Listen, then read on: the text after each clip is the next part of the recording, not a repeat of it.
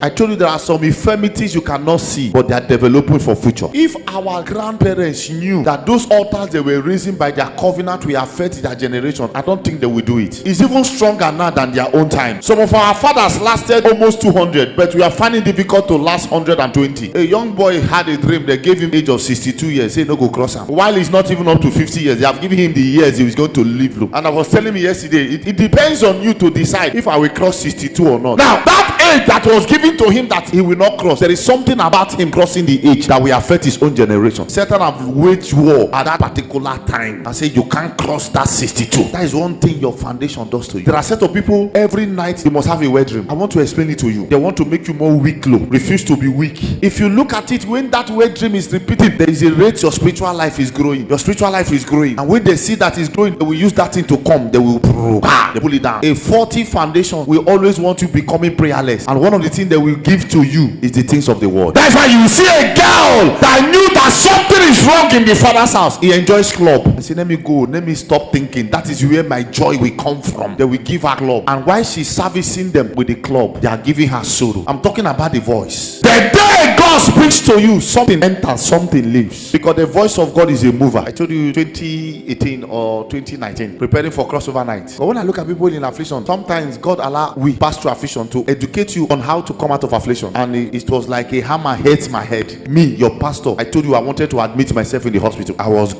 holding the step case, managing. So even at that time, the only place my sense could get to was go to the hospital. Now the problem, the person that could not even manage to walk, how do you drive to the hospital? Satan is pushing me to go and die, because if I go with the state it is, there's nothing that will make me not to hit. I was given on the mindset, go to the hospital, and I managed. I was holding things, took a car key and going where with the mentality that I could not even walk on the step. How do I drive a car? But Satan was telling me, go to the hospital, you can drive. What is it? Go and die. And when the voice came, say, go back, lock yourself inside. So I have to give myself, even with the pain, this thing is too much. But there was a voice I heard that swallowed that pain. I wasn't seeing the pain again. It was the voice that I heard, that I obeyed, not the function of the pain. 30 minutes to 1 hour, it's like something left. How will God allow you to bear a pain for about 30 minutes? A pain that could take you to the hospital, and God say go inside and bear it for 30 minutes and 1 hour before it goes. Can I talk to you? There are some pain that develop God in you. There are any pain that deprive you from praying, something is wrong with it. The pain that deprive you from praying, they hated you, they keep afflicting you. Daniel 3, talking about the voice. We all know the story of Nebuchadnezzar. I was saying something like that yesterday. And therefore, at a time when all the people heard the sound of the